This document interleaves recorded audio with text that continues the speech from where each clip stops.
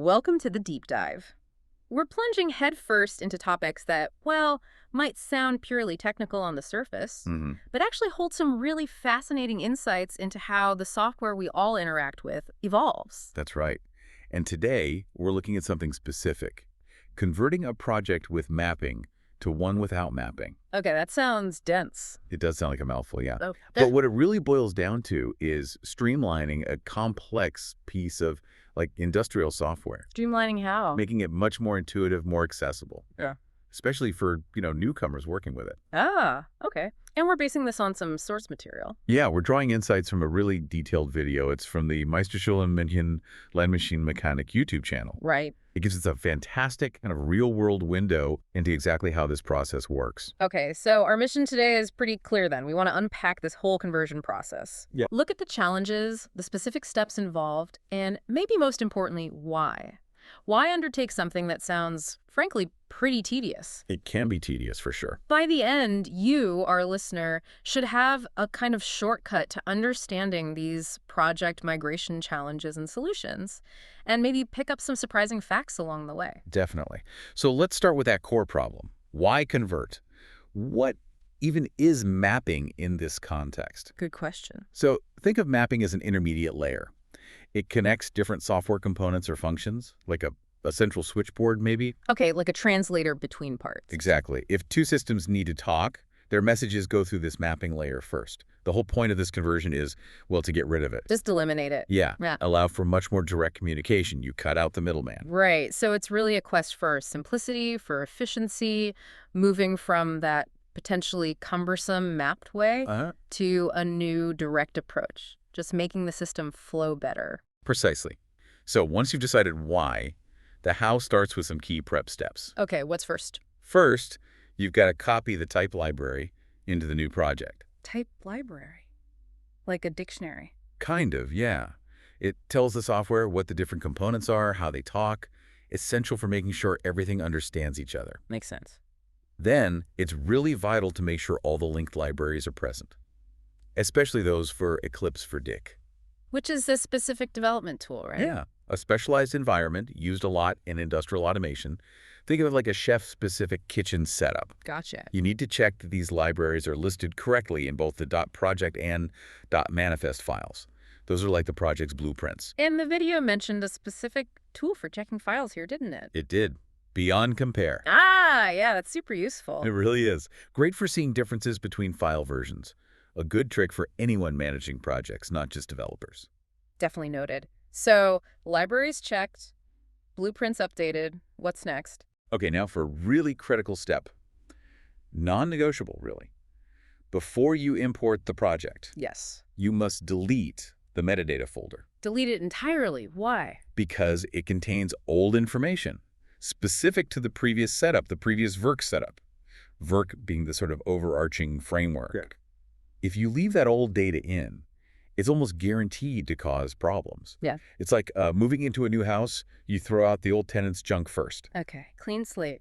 Avoid tripping over old configuration. Exactly. Assume old configurations will break the new setup. It's a core principle in migrations like this. So you do all that careful prep, delete the metadata, import the project, and then bam, everything works.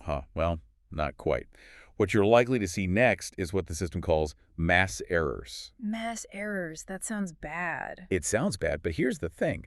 It's actually expected. It's a normal part of this conversion. It's not failure. Okay, that's counterintuitive. Why the errors then? Because they stem from the very thing. You just got rid of the old mappings. The system is looking for that switchboard that isn't there anymore. Precisely. It's saying, hey, where'd my connections go? Mm-hmm. These errors are actually the problem that the rest of the process is designed to fix. They show the old structure gone. Right. It confirms step one worked in a weird way, so now you have to build the new connections? Exactly. And the video walks through specific examples. So let's take the first one. Ventral storing. Valve control, like for agricultural machinery. Yeah, exactly. Managing how valves operate. Previously, it relied heavily on mapping to communicate. And the new way. The new way is direct. It calls func directly. Func meaning? Radio or wireless communication in this context. So instead of going via mapping, the valve control now talks straight over the radio. Much cleaner. And it wasn't just a straight swap, was it? There was a complication. Right. The developer actually found a bug in DIAC That's one of the software tools they were using. So they had to fix that too. Yep. Shows how these things go in the real world. You uncover other issues. Plus, they found an old, unmaintained versions binding. A version thing. Yeah, some kind of old version component that wasn't needed anymore, so they just discarded it. Cleanup is part of simplification. Makes sense. Tidying up as you go. What about other components? Okay, next example, working light functions. Things like soft keys and AUX soft keys. Programmable buttons on a screen? Exactly. Soft keys are main ones, AUX soft keys for auxiliary functions. The goal here was to move away from an older change-type approach. Which was more complex. Yeah, involves more configuration. The move was towards using soft key E and AUX EI directly. Simpler, more standard ways to handle these inputs. And was this part difficult? Actually surprisingly simple. In this case, this is a real aha moment. Why simple? Because the needed object IDs, the unique identifiers for these buttons, were already available in something called the supplication. Basically a self-contained part of the application that already had the right info. The connections were sort of waiting to be made. So sometimes the streamlining path is already there. You just need to find it. Exactly. Connect the dots. But there was a nuance in the configuration for the input events. The soft key activation code specifically needed to be set to released. Not pressed. Why does that matter? Good question. The video even mentioned there's apparently a whole podcast explaining that specific choice. Wow. Okay. It just highlights how deep the details can go. That difference between triggering on a press versus a release can really impact how the system behaves, its reliability. It's about precision. Fascinating how one setting can have such implications. So we've changed functions. What about the project structure itself? Right. That's important too, often overlooked. The process involved reorganizing project files. Like moving things around? Yeah. Data that was in metadata plugins runtime settings, kind of a temporary config spot, got moved to a new dedicated settings folder. Better organization. Makes sense. More prominent. And it wasn't just moving. They also deleted a file called IDE-GEF-prefs. What's that? Stores preferences for the visual editor in the development environment. And they updated the gitignore file. To tell the version control system what to ignore. Standard practice. Yep. But the key thing here was that after these changes, a restart of VERC, the main framework, was absolutely essential. Just to apply the changes? Well, yes. Yeah. But also because the restart actually made some previously hidden text strings visible in the interface. Oh, interesting. So it made it easier to work with. Exactly. More comfortable for the developer. Small details, big impact on usability. Okay, what about other types of inputs, like AUX input? Yeah, AUX input events for those secondary functions. The strategy shifted to using something called auxiliary state.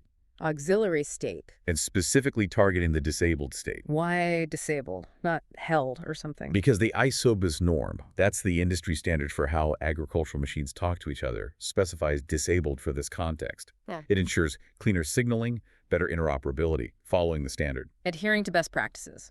Got it.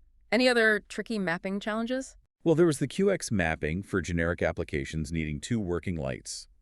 This highlighted a really pragmatic developer choice. What was the choice? You could either manually create a user-defined integer variable in the system, Okay. or you could directly edit the XML code behind the scenes. Going under the hood. Exactly.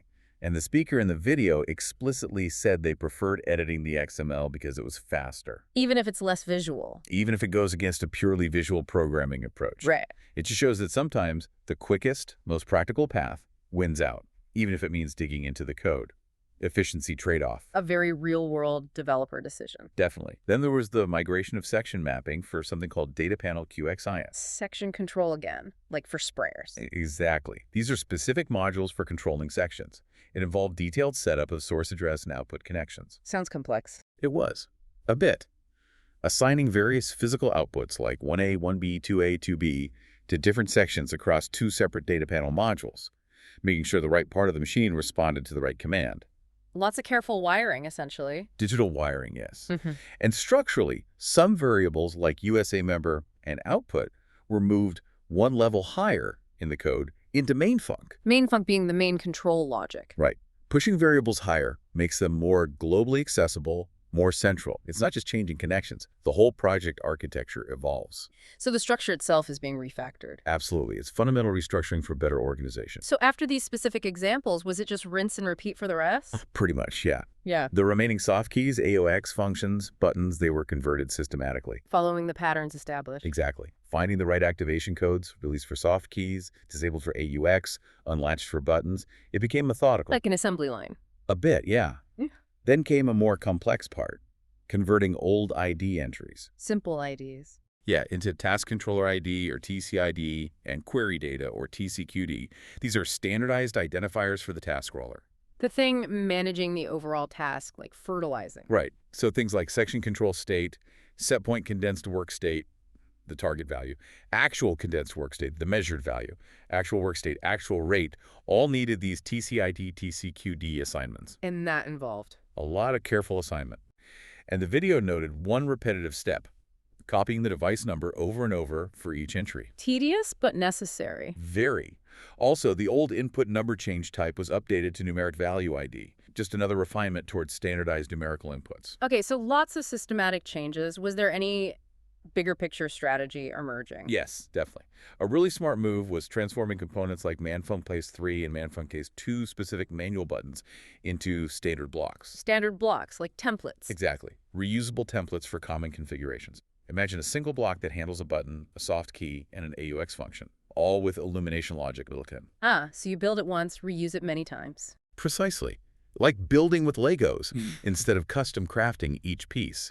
It saves massive amounts of future development time and reduces potential errors. Very strategic. That makes a lot of sense, building for the future. And then, after all this converting and building, came the cleanup. The final sweep. Yep.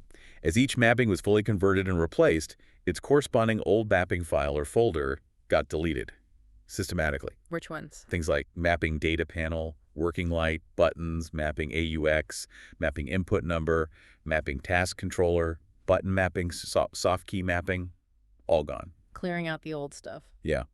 The developer noted the project became very empty of old mapping files. Which isn't bad, right? It means the conversion worked. Exactly. It's not missing functionality. It's the visible sign of success. All the clutter, all the old scaffolding removed, revealing the clean final structure. And that brings us back to the why, doesn't it? It really does. The source video explicitly says the conversion itself is not fun.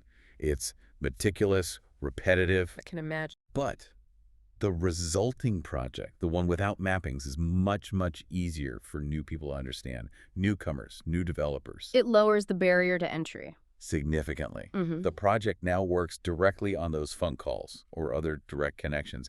No intermediate mapping layer confusing things. So you achieve the core goal. A streamlined, simpler system. Easier to understand, easier to debug, easier to build on. That's the payoff. What a journey then. From staring at those daunting mass errors at the beginning all the way to this clean, mapping-free project.